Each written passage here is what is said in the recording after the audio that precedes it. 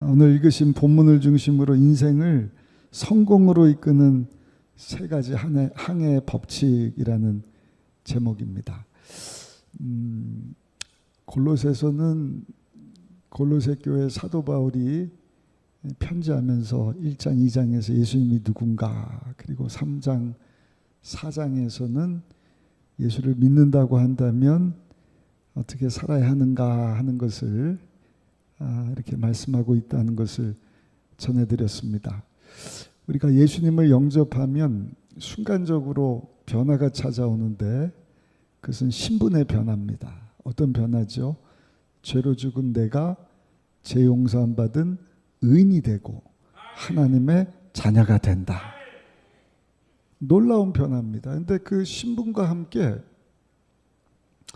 내 수준도 하나님의 자녀로 순식간에 바뀌면 좋겠는데, 신분은 순식간에 바뀌지만 그 신분에 맞는 수준은 점진적으로 일어납니다. 이것을 신학적인 용어로 성화다. 성화. 점점 예수님을 닮아가는 것이다. 이렇게 이야기를 하는데, 오늘 읽으신 사도 바울이 예수 믿는 성도가 어떻게 살아야 되느냐? 점점 예수님 닮은 삶을 살아야 한다. 아멘. 그렇게 살려면 그리스도로 옷을 입어야 된다. 그리스도로 옷을 입으면 내가 보이는 것이 아니라 내가 그리스도의 옷을 입고 있으니까 예수님이 보여지는 것이죠. 이해, 납득, 공감돼서 그리스도로 옷 입는 것이 아니라 아멘하고 순종하면 점점 닮아간다. 우리 의사 선생님, 우리 교회도 보니까 성도님 중에 자녀 셋인데 다 의사인 분이 계시더라고요. 지방에서 또 해외에서 이렇게 의사로 그 수고를 하고 계시는데, 여러분 그 뭐 인턴 레지던트 거쳐서 의대 나와 의사가 되지만, 의사 가운을 입지만 처음부터 명의가 되는 게 아니잖아요. 3년, 5년 또는 10년, 20년 세월이 지나면 점점 탁월한 의사가 되듯이 경찰관도 마찬가지입니다. 처음 경찰 제복을 딱 입고 여러분 경찰관으로 살아가지만 처음부터 베테랑이 아니라 경찰의 이런 업무 수행을 하면서 점점 경찰다워 가다 보면 마침내 탁월한, 인정받고 존경받고 박수받는 그런 경찰관이 되는 것 아니겠습니까? 우리 신앙도 똑같은 거예요. 예수 믿고 내가 죄사함 받은 하나님의 자녀가 되었는데 내가 천사처럼 예수님처럼 확 바뀌면 얼마나 좋겠어요. 그러나 점점 예수님을 닮아가야 되는 삶, 그래서 필요한 것이 그리스도로 옷을 입는 것이다. 예를 들면 내가 친절하지 못해요. 옛날의 모습이 전혀 친절하지 못하고 좀 틱틱거리고 이런 분인데, 그럼에도 불구하고 이제는 하나님의 자녀가 됐으니까 하나님의 자녀라고 한다면, 오늘 12절에 보니까 많고 많은 사람 중에서 한번 따라합시다. 나를 택하시고 구별하여 하나님이 나를 사랑하십니다. 믿으십니까? 얼마나 감사해요. 그래서 와, 나 같은 사람을 하나님이 택해 주셨다고? 세상과 구별된 하나님의 자녀 되게 하시고 나를 사랑하신다고? 아, 내가 그전에는 친절하지 못했지만 그래, 내가 친절의 옷을 입자. 그러고 살다 보면 친절해지는 것입니다. 예수님을 닮아가는 것입니다.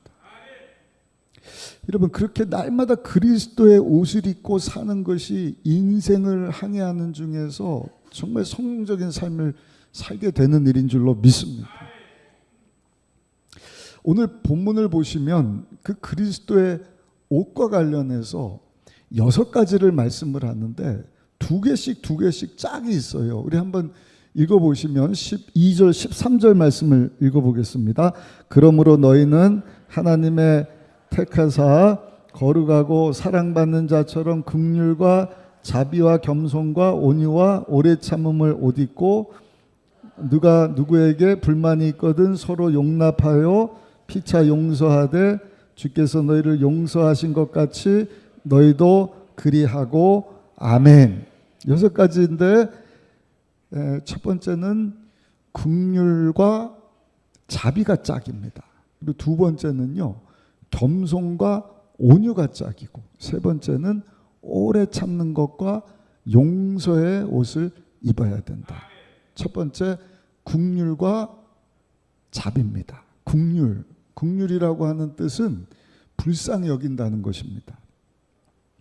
근데 이 긍휼, 불쌍히 여기는 속성은 하나님의 속성이셔요. 우리가 기도할 때도 하나님 긍휼을 베풀어 주옵소서, 굉장히 좋은 기도인데 바꿔서 얘기하면 하나님 나를 불쌍히 여겨 주옵소서. 긍휼을 베풀어 주옵소서. 에베소서 2장 4절에 보시면 긍휼이 풍성하신 하나님이 우리를 사랑하신 그 큰 사랑을 인하여, 하나님은 어떤 분이시다? 긍휼이 풍성하신 분이시다. 우리를 불쌍히 여겨주시는 분이시다. 근데 긍휼이 마음으로 불쌍히 여기는 것이라고 한다면 긍휼과 짝이 되는 옷이 있는데 그것이 뭔가 한번 따라 하실까요? 자비의 옷입니다. 자비는 뭐냐면 긍휼이 마음으로 불쌍히 여긴다고 한다면 자비의 옷은요, 행동으로 옮기는 거예요. 그러니까 우리가 마음으로만 불쌍해하고 끝나는 것이 아니라 그리스도로 옷 입는 성도는 하나님의 성품이 뭐라고요? 긍휼과 자비예요. 하나님이 우리를 불쌍히 여기셨어요. 근데 아이고 불쌍해, 죄로 죽었구나, 나랑 원수가 됐구나, 저 지옥불에 떨어질 그런 형편이구나 하는 것으로 끝난 것이 아니라 하나님께서 친히 아들 예수님을 우리 가운데 보내주셨습니다. 행동으로 옮겨주신 거예요. 예수님도 우리를 불쌍히 여기는 것으로 끝난 것이 아니라 그것은 여러분 십자가 잔을 십자가에서 온몸으로 받으셨다. 저와 여러분들의 죄를 예수님이 죄가 없으신데 도살장에 끌려가는 어린 양처럼 온몸으로 인류의 죄를 다 담당하셨다. 그 결과로 누구든지 오늘도 예수님을 영접하면 죄 용서함 받고 하나님의 자녀로 거듭나고, 아멘. 그리스도의 옷을 입고 이제 내 영광을 사는 것이 아니라 내 인생의 주인은 하나님이시구나. 내가 어디서 와서 어디로 가고 있는지 그것을 알고 내 뜻, 내 영광에 사는 것이 아니라 하늘나라 소망 두고 영원하신 하나님의 기쁨이 되는 삶을 살게 되는 줄로 믿습니다. 굉장히 중요한 것입니다. 누가복음 10장에 보면 예수님께서 비유를 말씀을 하는데 한 사람이 길 가다가 강도를 만나잖아요. 굉장히 심하게 강도를 만난 것 같아요. 막 피투성이가 돼 쓰러졌습니다. 돈도 다 뺏겼습니다. 근데 그것을 보고 제사장이 보고는 아이고 불쌍해하고 지나가 버리는 거예요. 레인도 보고 뭐 바쁜 일이 있었는지 지나가 버리는 거예요. 근데 개 취급을 받았던 사마리아 사람이 보고는 아이고 불쌍해하고 끝나는 것이 아니라 행동으로 옮기죠. 우리 누가복음 10장 33절에 보니까 어떤 사마리아 사람은 여행 가는 중 거기 이르러 그를 보고 불쌍히 여겼다.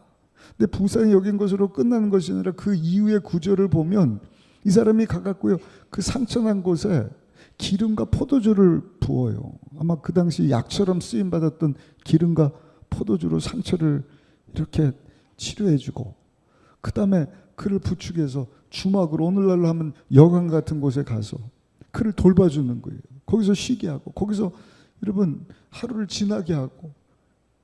사실은 이 일이 없었던 것 같아요. 그 스케줄이 없었는데 이제 그 다음날 자기가 볼일 보러 가야 되니까 주막 주인에게 그 다음날 2달란트를 주면서, 2데나리온을 주면서 이것 가지고 이 사람을 좀 잘 돌봐주세요. 부족하면 제가 와서 보상해 드릴 것입니다. 예수님께서 이 비유를 말씀하시고 제자들에게 뭐라고 묻습니까? 이 세 사람 중에 누가 강도 만난 자의 이웃이겠느냐? 당연하죠. 레인이나 제사장 마음으로만 긍휼히 여기고 끝나는 자들이 아니라 마음으로 불쌍히 긍휼히 여긴 후에 행동으로 자비를 베풀어 줬던 사마리아 사람입니다. 그때 예수님이 뭐라고 말씀을 하셔요? 그래, 그럼 너희도 이제 가서 그대로 하라. 한번 읽어보실까요? 누가복음 10장 36절 37절 같이 한번 읽어보시겠습니다. 내 생각에는 이 사람 중에 누가 강도 만난 자의 이웃이 되겠느냐? 이르되 자비를 베푼 자니이다. 예수께서 이르시되 가서 너도 이와 같이 하라 하시니라. 아멘. 그러니까 불쌍히 여긴 그 사람, 자비 베푼 그 사람이 참된 이웃이지 않느냐. 너희도 이와 같이 가서 마음으로만 불쌍히 여기는 것이 아니라 그리스도의 옷을 입고 행동으로 옮겨줄 수 있는, 우리 주변에 우리 사랑, 관심, 돌봄 필요한 사람들이 많이 있지 않습니까? 오늘 기도하실 때 하나님 저에게 긍휼한 마음을 허락하여 주옵소서. 하나님이 나를 긍휼히 여겨주셔서 예수님 보내주시고 나 대신 십자가에서 예수님이 내 죄 문제를 담당하시고 내가 예수님을 믿어 죄산 받고 하나님 자녀 되게 하셨는데, 하나님 나에게도 하나님이 가지신 그 똑같은 불쌍히 여기는 긍휼의 마음을 허락하여 주셔서 우리 주변 사람들에게 자비를 베풀게 하여 주옵소서. 여러분, 가장 큰 자비를 베푸는 일은요, 사랑을 실천하는 일은 죄로 죽은 영혼들을 예수님께로 인도하는 일인 줄로 믿습니다. 쉽게 말씀드리면 전도하고 선교하는 일입니다. 우리 옆 사람하고 한번 인사합시다. 우리 마지막 때 영혼을 추수하는 전도자가 되십시다. 한번 인사하실까요? 그러려면 그리스도로 옷을 입어야 돼요. 그리스도로 옷을 입을 때 하나님께서 가지신 그 불쌍히 여기는 마음, 그 영혼을 보고 아이고 어떡해, 세상과 구별되어서 하나님의 사랑받는 자녀로 택해 주셨다고 한다면 우리는 인본주의가 아니라 신본주의의 삶을 살아야 합니다. 근데 내가 교회 밖에 나가서 그 긍휼한 마음이 없다고 한다면 여러분들이 하나님 앞에 안타까운 마음 가지고 하나님 나에게 긍휼히 여기는 마음을 주세요. 아멘을 한 번도 안 하신, 긍휼히 영혼을 줘 하나님과 원수 되어서 교회가 성도들이 빛을 발하지 않고 예수님 전하지 않으면 하나님이 언제 오실지 모릅니다만 곧 오실 거잖아요. 저들은요 다 영원한 불못에 형벌받을 자들인데 예수님이 더디 오시니까 마음들이 아주 그냥 막 뒤죽박죽이 돼갖고요. 제가 지난주에 우리 교단 목사님들하고 모임을 잠깐 가졌는데 저 강남 쪽에서 목회하는 목사님이 그러시더라고요. 어떤 분이 목사님에게 상담이 들어왔대요. 목사님, 제가 자식처럼 키우는 강아지가 있는데 성찬식 때 강아지하고 성찬을 같이 하면 안 되겠냐. 어우, 사람도 아니고 영혼이 없어서 안 돼요. 목사님, 나한테 이 강아지는요 자식과 같아요. 그러니까 자식인데 같이 그냥 포도주하고 떡하고 먹으면 목사님 안 됩니다. 시험 들어서 안 나온다 그래. 그러니까 하나님이 누군지, 하나님께서 원하시는 것이 뭔지 제대로 알지 못하는 사람들이, 제가 한 예를 들었습니다만 얼마나 많은지, 살았다고 하나 예수님을 영접하지 않은 자들은 정말 죽은 자들이거든요. 그래서 우리는요 그리스도로 옷 입고 날마다 주여 나의 눈을 열어서 정말 하나님이 긍휼히 여기시는 자들을 불쌍히 여기는 마음을 허락하여 주옵시고, 더 나아가서 긍휼히 여기는 마음과 함께 자비를 베푸는, 정말 필요한 자들에게 도움을 줄 수 있는, 전도할 수 있는, 세계 선교뿐만 아니라 제가 경주 다녀와서 지난주에 말씀드렸잖아요. 경상도 같은 지역은 보니까 복음화율이 5% 미만이에요. 그러면 그 자녀들은요 더 적은 것입니다. 자꾸 옆 동네 얘기해서 죄송합니다만, 그 목사님이 그 교회 젊은 사람들이 안 와갖고 젊은 층한테 물었다는 거예요. 왜냐면 지방 가면은 다 젊은 사람들은 서울로 오는데 서울 와갖고도 교회를 안 나오는 거예요. 그래서 젊은 사람들을 물었다는 거예요. 아니 왜 교회 안 나오냐 그랬더니, 목사님 요즘에 유모차가 얼마인지 아십니까? 제 늦누뚱이 이제 7살이니까 한 3, 4년, 4, 5년 전만 해도 뭐 비싸야 한 15만 원, 20만 원 했는데 요즘에는 공이 하나가 더 붙나 봐요. 목사님 300만 원, 500만 원 하는데 그거 끌고 교회 왔다가 기스 나면 어떡합니까? 유모차를 돌봐주는 사람이 없어서 안 나옵니다. 심각한 것이죠. 여러분, 그런 자들에게 우리가 입을 열어서 예수 그리스도의 복음을 전해야 할 줄로 믿습니다. 주님께로 인도하는 것입니다.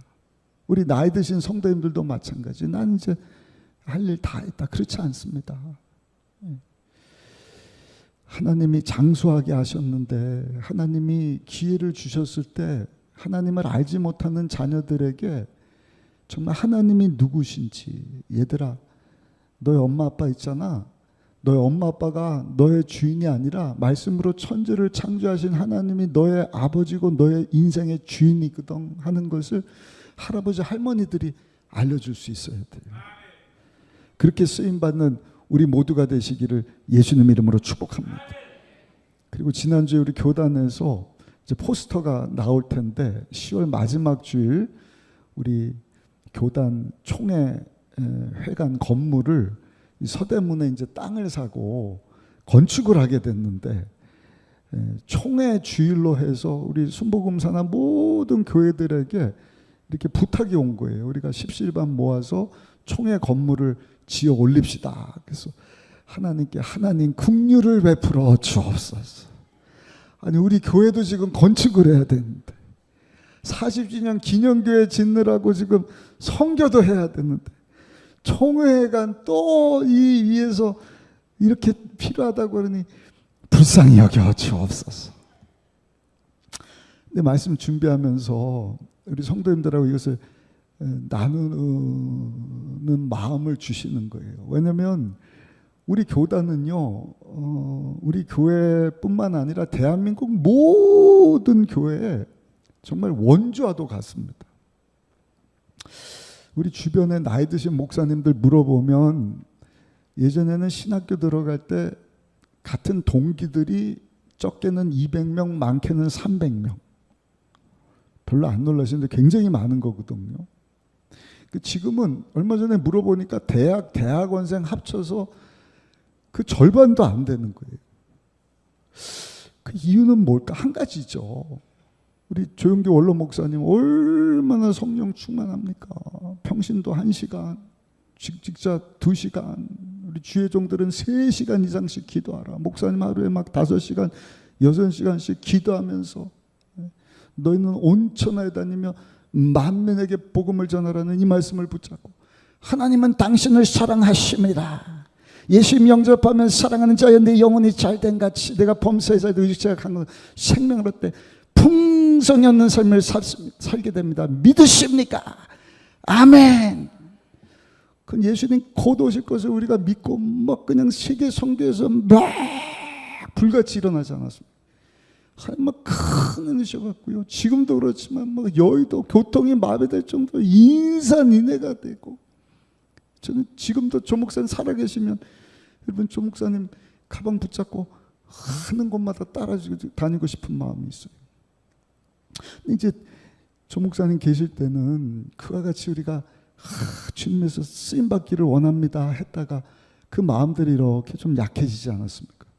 근데 우리 교단은 그렇다 치더라도 왜 다른 교회들도 그럴까? 제가 지난주에 명답을 들은 거예요. 목사님 한 분이 그러더라고요. 목사님 그거 모르셨어요? 여의도 순복음교회가 우리 교단이 대한민국에 미친 영향이 막강한 것이 우리 교단 목사님들뿐만 아니라 은혜 받은 성령 받은 성도님들이 전국으로 다 흩어졌다는 거예요. 이사 가고 뭐 하면서 거기 가서 막 오중복음 삼중축복 막 박수치고 막 신의 역사 귀신 쫓아내고 할렐루야 예수님 곧 오실 것처럼. 그러니까 여러분 명일동에 있는 명성교회나 뭐 서초동의 사랑의 교회 그 담임 목사님들이 다 이구동성으로 우리 교회 성도들 대부분이 순복음교회입니다. 그러잖아요. 제가 모르고 있었거든요. 아 그렇구나. 우리 사는 동네도 마찬가지예요. 제 의견 회장진 하지 않았습니까? 교단 초월해서 목사님들 물어보면 그냥 젊었을 때 은혜 받았을 때 오살레 기도원 가서 금식하고 기도 안 한 목사님이 없는 거예요. 그러니까 다 순복음교회에서 은혜 받고 이사 가고 거기서 또 막 은혜 받은 목사님들 통해서 교회가 성장하고. 근데 여러분, 우리 교단이 얼마나 중요해요. 우리 옆 사람하고 한번 인사하실까요? 우리 책임이 막강합니다. 한번 인사하겠습니다. 책임이 막중합니다. 막중합니다. 이 일을 우리 교단이 사명감 가지고 한다고 하니까 여러분, 오늘 이 주신 말씀을 붙잡고 그리스도로 옷 입고 하나님 나라를 위하여서 하나님 긍휼히 여기는 마음 주시고 또 그것을 행동으로 옮기는 자비의 삶을, 자비를 베푸는 삶을 살게 하여 주옵소서. 기도하며 살아가는 성도님들 되시기를 예수님 이름으로 축복합니다. 두 번째 입어야 되는 옷은 한번 따라 하실까요? 겸손과 온유의 옷입니다. 겸손과 온유. 예수님이 뭐라고 말씀을 하셔요? 마태복음 11장 29절 보니까 나는 마음이 온유하고 겸손하니 나의 멍에를 메고 내게 배우라. 그러면 너희 마음이 쉼을 얻으리니. 순서가 바뀌었지만 온유와 겸손. 오늘 본문에는 겸손과 온유. 겸손과 온유가 짝을 이루는 거예요. 겸손이 뭡니까? 그냥 다른 사람 앞에서 굽신굽신거리고 낮아지는 게 겸손일까? 뭐 그것도 겸손이 될 수 있지만 진정한 겸손은요, 내가 누군지를 아는 것이다. 특별히 하나님 앞에서 내가 누군가. 여러분, 전능하신 하나님 앞에서 내가 누굽니까? 아무것도 아니죠. 하나님 없이는 내가 살 수 없는 존재입니다 하는 것을 깨닫고 고백하는 것이 진정한 겸손입니다. 대단한 것처럼 보이지만 대단한 게 뭐가 있어요. 이따가 사라진 안개와 같고 아침에 폈다가 떨어지는 꽃과 같고 풀과 같이 시드는 것이 인생이지 않습니까? 나에게는 소망이 없습니다. 인생 금방 지나가거든요. 그리스도로 옷을 입을 때 하나님 앞에 겸손해질 수 있는, 사도 바울과 같이 심히 큰 능력이 내게 있는 것이 아니라 하나님께 있음을 알고 하나님 의지하는 믿음 가지고 살았던 사도 바울, 하나님 앞에 겸손한 사람. 예수님도 여러분 육을 입고 사시는 동안에 겸손하셨잖아요. 그래서 날마다 엎드려서 지난주 설교 말씀처럼 모든 좋은 것은 위로부터, 하늘로부터, 하나님께로부터 온다는 사실을 알고 예수님이 엎드려서 하나님의 지혜를 구하고 그 쓴 잔 십자가 감당할 수 있는 능력 달라고 예수님도 하나님 앞에 겸손한 모습으로 사셨다고 한다면, 성경에 보니까 하나님은 교만한 자를 넘어뜨리시지만 겸손한 자에게는 은혜를 주신다. 야고보서 4장 6절입니다. 그러나 더욱 큰 은혜를 주시나니 그러므로 일러스되 하나님이 교만한 자를 물리치고 겸손한 자에게 은혜를 주신다 하였느니라. 아멘. 겸손하게, 하나님, 나는 아무것도 할 수가 없고요, 하나님 도와주셔야 됩니다. 하나님 앞에 나는 정말 연약하고 볼품없는 존재입니다. 그 하나님이 긍휼을 베풀어 주시고 자비를 베풀어 주시는 거예요. 은혜를 겸손한 자에게 쏟아부어 주신다. 하나님이 공급하시는 은혜는 하나님의 힘이고 축복이고 능력이지 않습니까? 안 될 일을 되게 하시고 없는 것을 있는 것처럼 부르시는, 죽은 자를 살리시는 하나님의 역사하심, 축복하심, 엄청난 은혜이지 않습니까? 사랑하는 성도 여러분, 그리스도로 옷 입고 하나님 앞에 겸손히 예수님처럼 엎드려 날마다 기도함으로 하나님의 큰 은혜들을 덧입고 살게 되시기를 예수님의 이름으로 축원합니다. 그렇게 살기를 원하는 분들 두 손 들고 아멘. 근데 여러분, 그 겸손이 온유하고 짝이에요. 예수님이 온유하고 겸손에 내게 와서 배우라. 예수님이 하나님 앞에 겸손하셨고 예수님이 온유하셨거든요. 온유가 뭡니까? 온유는요, 원어를 보면 야생마를 길들인다는 뜻이 있는 거예요. 힘이 없는 게 아니라 힘이 있는데 힘 조절을 잘하는 것이 온유다. 야생마가 힘이 얼마나 넘쳐나요? 막 그냥 막 고삐 풀린 야생마를 보셨습니까? 막 어마어마한 힘이 있는데 그 힘 가지고 아무것도 못하는 거예요. 온유함은 뭔가 그 엄청난 힘을 가지고 써야 될 때 사용할 줄 아는 것이 온유합니다. 하나님의 은혜를 구하며 겸손한 자에게 하나님께서 엄청난 은혜를 주시는 거예요. 엄청난 힘입니다. 능력입니다. 축복입니다. 그래서 필요한 것이 온유합니다. 자칫 잘못하면 그 힘 가지고 또 교만해지는 거예요. 내 인생의 주인이 난 줄 알고 우쭐대고 내 영광, 내 기쁨에서 사는 것입니다. 그래서 우리는 항상 그리스도로 옷 입고 하나님 앞에 겸손하고, 하나님이 힘 주시면 온유함의 옷을 입고, 내 영광이 아니라 하나님 영광에서 쓰임받기를 원합니다. 요셉이 그렇게 살았잖아요. 요셉이 그냥 막 형님들에게 미움받고 팔려가고 그 고난 가운데 어마어마하게 엎드리고 겸손한 자세를, 하나님 도와주시지 않으면 살 수가 없습니다. 하나님이 큰 은혜를 베푸시니까 애굽이라고 하는 강대국의 30살 청년이 총리로 승진을 하는 큰 은혜, 축복이, 권세가, 능력이 주어지지 않습니다. 그랬더니 그 요셉이 그냥 막 그 힘과 권세 가지고 이놈의 형들 어디서 다 불러.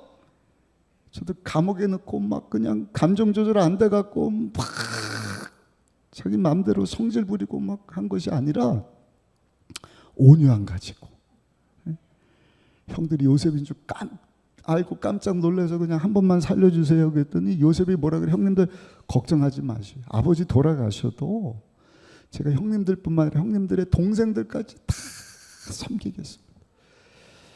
왜냐하면 하나님의 은혜를 요셉은 알았거든요. 하나님이 주신 축복인 것을 알았어요. 그래서 뭐라고 그래요? 하나님 주신 이 은혜, 이건 나 위해서 하나님 주신 것이 아니라 하나님 우리 가족뿐만 아니라 우리 모든 민족을 구원하시고 하나님이 온 열방을 구원으로 인도하시기 위한 일을 위하여서 하나님 주신 은혜인 것을 알았기 때문입니다. 예수님도 마찬가지입니다. 하늘과 땅의 권세를 다 가지신 예수님이신데 그 힘 가지고 그냥 막 침뱉고 능력한 자들 붙잡아 놓고 너 일로 와봐, 맛 좀 봐봐, 막 12군데 천사들 불러다가 잡아 족쳐라, 막 그런 게 어디 있어요? 모든 권세 능력을 가지신 만왕의 왕 만주가 되시는 예수님이시지만 온유함으로 묵묵하게 도살장에 끌려가는 어린 양과 같이 우리 예수님이 하신 일은 하나님의 뜻, 십자가에서 인류를 대신하여 희생 제물 되어 주시는 십자가 지시는 그 일을 잘 감당하기 위하여서 여러분 십자가 지시지 않으십니까? 그 결과는 어떻게 되는 거예요? 오늘날까지 누구든지 그 예수님을 믿으면 죄사함 받고 하나님 자녀로 거듭나게 되는 하나님의 놀라운 구원의 역사가 여러분 오늘을 사는 우리 삶의 현장 가운데도 나타나게 되는 줄로 믿습니다. 그러므로 여러분 우리가 멋진 성공적인 인생의 항해를 살기 위해서는 그리스도로 옷을 입어야 돼요. 두 번째 짝입니다. 예수님처럼 겸손하시고, 겸손한 가운데 은혜 주시면 그 힘, 능력, 축복하심, 하나님이 조금이라도 남들보다 더 준 것이 있으면 따라합시다. 하나님의 은혜입니다. 사명 따라 사셔야 돼요. 그래서 돈일 수도 있고 시간일 수도 있고요, 젊음일 수 있고 건강일 수 있고, 그거 조금 더 있는 거 가지고 내 맘대로 내 영광에서 막 사용하는 것이 아니라, 그게 여러분 인본주의가 아니라 하나님의 자녀로 살기 원하는 신본주의, 하나님께 택함 받고 구별된 사랑받는 성도가 사는 방법인 것입니다. 할렐루야. 어떻게 하면 영혼을 살려낼까? 나도 예수님을 닮아가지만 하나님 주신 것 가지고 예수님 닮아가기 원하는 우리 성도들 사랑과 희생으로 잘 섬길 수 있을까? 그래서 주님의 몸인 교회가 든든히 세워져 갈 수 있는 그 하나님께 쓰임받고 영광 돌리신 우리 모두가 되시기를 예수님 이름으로 축복합니다. 마지막 세 번째 옷은요, 오래 참음과 용서, 이것이 짝을 이루는데 우리 13절과 14절 말씀을 한번 읽어보시겠습니다. 13절 14절입니다. 누가 누구에게 불만이 있거든 서로 용납하여 피차 용서하되 주께서 너희를 용서하신 것 같이 너희도 그리하고 이 모든 것 위에 사랑을 더하라. 이는 온전하게 매는 띠니라. 아멘. 오래 참음이 뭡니까? 오래 참음은 사랑과 관련된 말씀입니다. 우리 다 오래 참음이 필요한 사람들이지 않습니까? 오래 참다는 것은 기다려준다는 것이죠. 그냥 그 사람의 어떤 단면적인 행동, 말, 태도 이런 것만 보고 막 그냥 정죄하고 뭐라고 하는 것이 아니라 전체를 보는 것입니다. 단면이 아니라 전체를 보는 거예요. 그 사람의 과거, 현재, 미래를 하나님 주신 가능성을 보고 기다려주는 것입니다. 더 알아야지. 몰라서 그래. 앞으로 달라질 거야. 그게 오래 참음. 그게 사랑이지 않습니까? 사랑은 오래 참고 오래 참는다. 그리스도로 옷을 입으면 저 여러분들로 하여금 오래 참는 사람 되게 하시는 줄로 믿습니다. 근데 오래 참아줄 때 사람이 성장을 하더라. 저 여러분들도 마찬가지입니다. 오늘날 우리가 하루아침에 멋진 장년이 되고 성인이 된 게 아니잖아요. 누군가 오래 참아준 거예요. 부모님이 됐든 선생님이 됐든 이웃이 됐든 친구가 됐든 오래 지나다 보니까 오늘날 저희들이 여러분 완숙한 성인으로, 성도로, 부모로, 엄마 아빠로 이렇게 서는 것 아니겠습니까? 오래 참아주는 것. 근데 참아주지 않고 저게 인간이야, 뭐 저런 놈이 다 있어. 그랬으면 여러분 문제가 달라지는 것 아니겠습니까? 우리 자녀들을 키울 때도 그게 부모의 마음이잖아요. 우리 자녀들을 사랑하니까 막 속은 뒤집어지지만 또 참아주고 또 인내해주고 또 기다려주고. 아멘을 크게 하시는 안십사님은 제 마음을 좀 아시는 것 같아요. 제가 이 얘기를 안 하려고 그랬는데 1부, 2부 때 설교하다 보니까 우리 내 자정 중에 셋째라고는 말을 못하겠는데 중2병을 앓는 우리 따님이 세상에 어제도 그냥 핸드폰을 얼마나 좋아하는지 핸드폰 하다 언니한테 뺏겼거든요.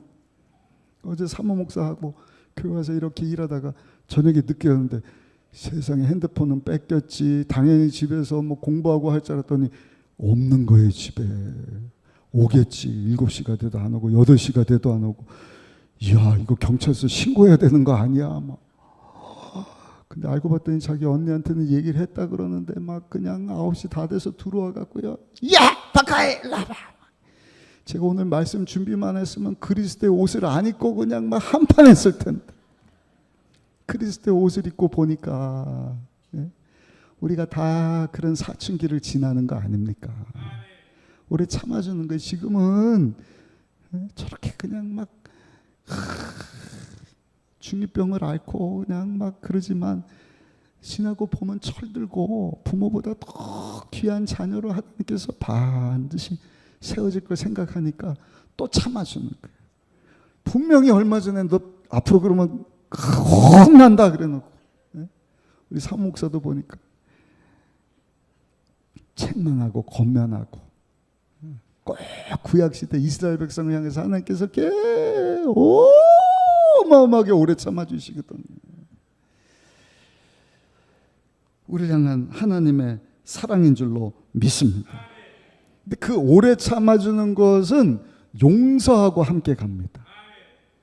오래 참아줄 때 용서해 주는 거예요.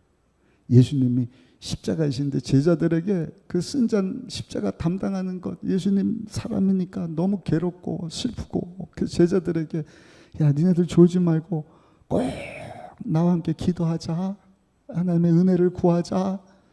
근데 가서 보니까 자고 있고 3번이나.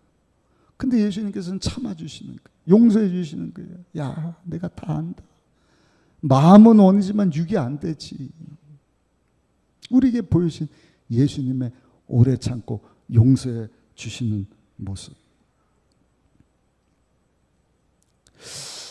우리가 용서하는 거 쉽지 않습니다. 근데 생각해 보세요. 여러분들이 누구를 용서하는 것보다 여러분들이 누구에게 용서받은 것이 더 많을걸요. 특별히 하나님 앞에. 그래서 성경에 우리는 마치 1만 달란트 빚진 자들과 같다.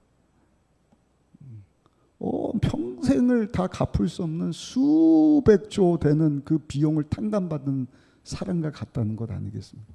그래서 어떤 분이 그러더라고요.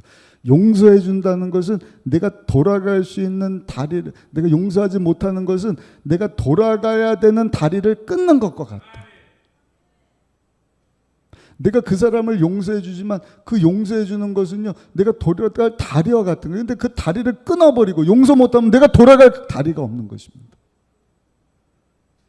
그래서 예수님께서는, 하나님께서 오늘 사도 바울을 통하여서 그리스도로 옷을 입고 이해 납득 공감되지는 않지만 하나님이 우리를 사랑하셔서 오래 참아주시고 우리를 용서해 주신 것처럼 너희도 피차간에 용납해주고 용서해주는 자들이 되기를 원한다. 주기도문에도 마태복음 6장 보시면 우리가 우리 죄를 사하여 준 것 같이 우리의 죄를 사하여 주옵소서. 조금 이따 주기도문 찬양할 때도 또 고백할 겁니다.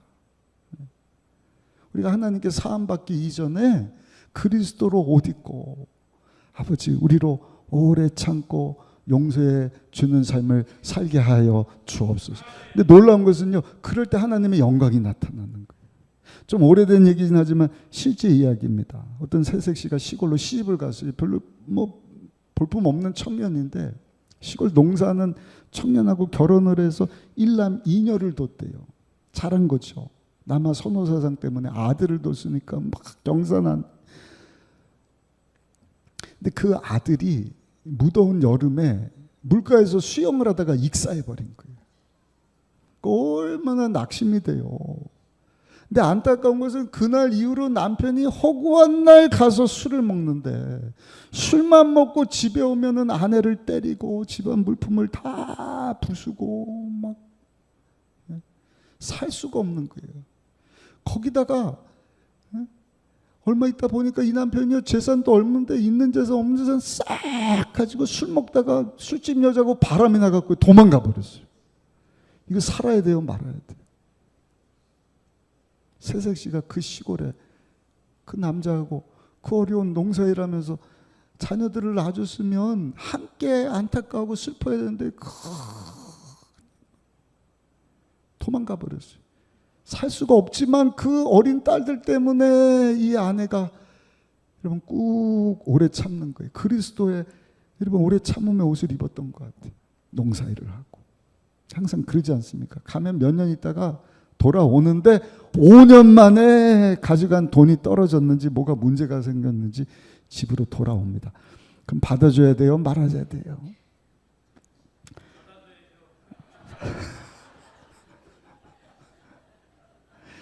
이분은 천사 같은 분이라 그런 남편을 받아줬대요. 용서해 준 거예요. 그러면 남편이 정신 차리고 잘못했어야 되는데 와서 보니까 아내가 2딸 키우고 농사일 다 하니까 그냥 아무것도 안 하고 돈 좀 벌어오면 그거 가지고 또 술 먹고 끊지를 못한 거예요. 또 취해갖고 와서 아내 때리고 김을 빠게 하고 뭐 막 살 수가 없는 거예요. 그러니까 막 동네 어른들도 가갖고요. 네가 인간이냐 이놈아. 천사 같은 네 아내가 너 같은 놈 받아줬으면 정신 차려야지. 미안하다 그러고 똑바로 살아야지 이놈아. 그래도 듣지를 않는 것입니다. 그렇게 나쁜 짓만 하다가 몹쓸병에 걸렸는데 불치병에 병이 뭔지도 모르고 치료하기도 전에 몸이 그냥 막 급속도로 뼈만 남고 말라가는데 이 남자분이 죽기 3일 전에 자기 아내를 불러다 놓고 얘기를 하는데 온 동네 사람들이 다 듣도록 뭐라고 떠드느냐. 이렇게 못 살게 굴면 도망을 쳐야지. 내가 그렇게 못되게 했으면 도망가야지. 내가 짐승처럼 굴면 떠나가야지. 왜 나 같은 옆에서 사는 거야? 내가 미안하잖아. 내가 미안하잖아. 내가 용서해달라는 말도 못하고 내가 미안하잖아. 여보 미안해 용서해줘. 그리고 3일 후에 세상을 떠났다는 거예요. 근데 그 뒤로 정말 같이 못하는 이 남편을 용서해주고 오래 참아준 이 아내 때문에 놀라운 변화가 찾아온 거예요. 어떤 변화가 찾아오느냐? 동네에서 문제가 생길 때마다 뭐라 그러는 거예요? 오래 참아야지. 용서해줘야지. 저런 남편 아내 오래 참아주고 용서해주고 그 남편 죽을 때 미안하다 용서해달라 그러고 죽지 않았느냐. 그 동네 가운데 놀라운 변화가 찾아왔다는 것입니다. 사랑하는 우리 순복음 의정부교회 성도 여러분, 그 아내 이상으로 하나님은요 우리에 대하여 오래 참아주셨어요. 우리를 사랑해 주셨습니다. 죄로 죽은 자, 하나님과 원수된 자들인데 긍휼을 베푸셔서 예수님 보내시고 자비를 베푸셔서 우리 대신 십자가에서 죽어주시고, 이것에 대해서 누가복음 12장 6절에 보면 이런 말씀이 나옵니다. 여러분들 잘 모르는 말씀일 수 있는데 쉽기도 하고 어렵기도 하고, 한번 같이 읽어보실까요? 누가복음 12장 6절 같이 한번 읽겠습니다. 참새 5마리가 2아사리온에 팔리는 것이 아니냐? 그러나 하나님 앞에는 그 하나도 잊어버리시는 바 되지 아니하노라.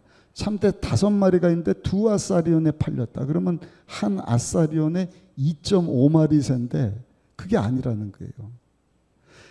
그러나 하나님 앞에는 그 하나도는 5번째 참새인 거예요. 왜냐하면 그 당시 한 아사리온에 참새 2마리 값이라 그래요. 그러니까 2아사리온이면 4마리 참새가 맞는데 5마리 참새가 팔렸다. 이 5번째 새는 뭐예요? 많이 산다고 주인이 그냥 덤으로 주는 것입니다. 여러분, 5번째 덤으로 주는 참새는 상품이라고 말하기는 조금 떨어지는 참새지 않겠습니까? 뭐가 조금 부족하고 연약하고. 그게 누구예요? 하나님과 죄 때문에 원수되었던 저 여러분들이에요. 근데 하나님께서는 그 하나도 잃어버리지 아니하신 바 되시고, 죄 허물로 죽은 자들, 하나님과 원수된 자들이에요.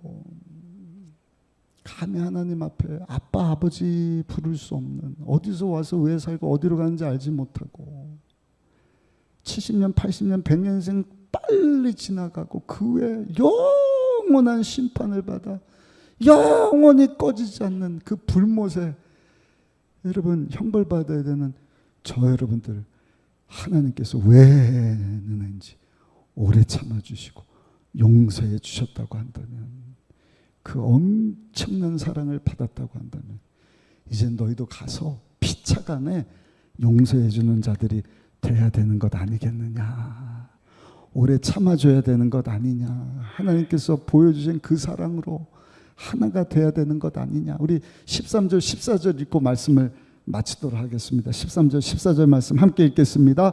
누가 누구에게 불만이 있거든 서로 용납하여 피차 용서하되 주께서 너희를 용서하신 것 같이 너희도 그리하고 이 모든 것 위에 사랑을 더하라. 이는 온전하게 매는 띠니라. 아멘. 결론입니다. 사랑하는 우리 순복음 의정부교회 성도 여러분, 저 여러분들은요 하나님께 큰 사랑을 받은 자들입니다. 하나님이 택해 주셨어요. 많은 사람 중에서 우리가 뭔데, 5번째 참새 같은 존재인데 하나님이 그냥 택해 주시고 구별해 주시고 사랑해 주셨다. 이제 우리에게 그 은혜 사랑 받은 자로서 무엇을 말씀합니까? 어떻게 살아야 된다 말씀을 하시는 거예요? 그리스도로 옷 입고, 그리스도로 옷 입고 하나님 영광에서 살아라. 하나님 보여주신 긍휼과 자비, 겸손과 온유, 오래 참음과 용서의 옷을 입고 사는 삶을 살아라. 쉽진 않습니다. 그 성령 하나님이 도와주셔야 됩니다. 지난주에 말씀드렸잖아요. 결국에는 태도의 문제인데 안 하는 게 아니라, 못하는 게 아니라 안 하는 게 문제다. 오늘 주신 말씀 붙잡고 여러분, 내 힘 가지고는 안 되지만 성령 하나님 도와주셔서 그리스도로 옷 입고 주의 영광에서 살기를 원합니다 고백하며 나갈 때 성령 하나님께서 우리를 도와주실 줄로 믿습니다. 그게 뭐예요? 그리스도와 연합된 삶이에요. 날마다 나는 죽고 예수로 사는 삶. 그리스도로 옷을 입으면 내가 보여지는 게 아니라 예수님이 보여지는 거예요. 그리스도의 옷. 오늘 주신 말씀 붙잡고, 주여 오늘도 나는 죽고 예수로 살기를 원합니다. 나만 그렇게 사는 것이 아니라 피차가 아니라 우리 모두 여러분 예수님을 드러내고 하나님께 영광 돌릴 수 있는 그런 공동체로 세워주시게 되시기를 예수님의 이름으로 축원합니다.